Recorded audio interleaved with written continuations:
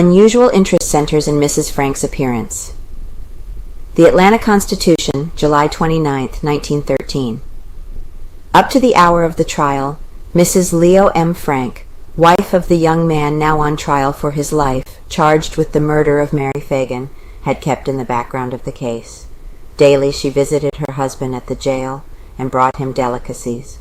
She came quietly, and when she departed she created no stir of excitement among the hangers-on around the jail.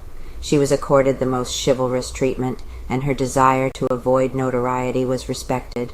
Only once did an expression from her appear in the public prints, and then only because she felt her husband had not been fairly dealt with, and her wifey feelings compelled her to express her opinion of certain phases of the case, object of great interest.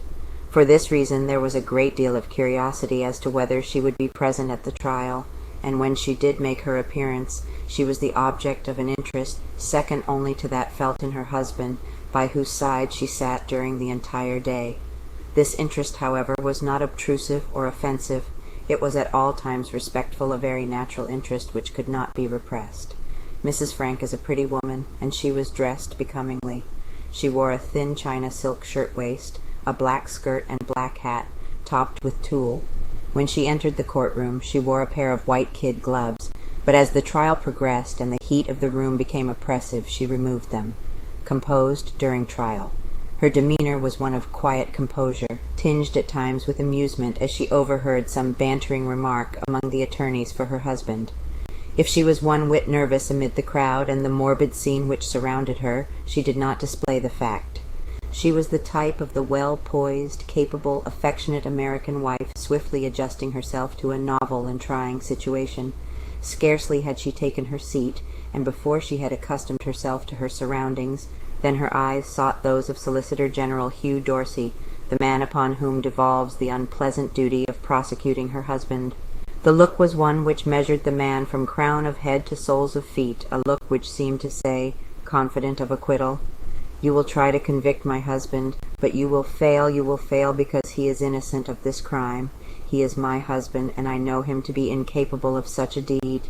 Through the long hours of the morning her eyes constantly sought those of the solicitor, and her look was ever that of careful estimate.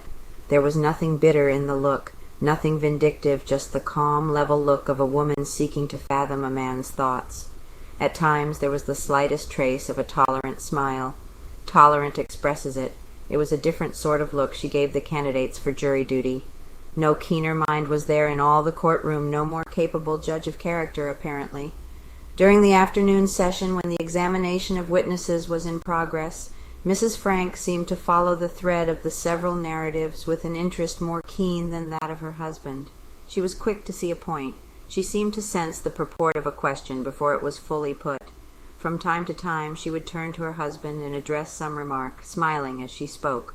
When the day's proceedings came to an end, Mrs. Frank did not appear fatigued in the least. She was the same well-poised, capable young woman who some hours earlier had entered the courtroom to witness the trial of her husband.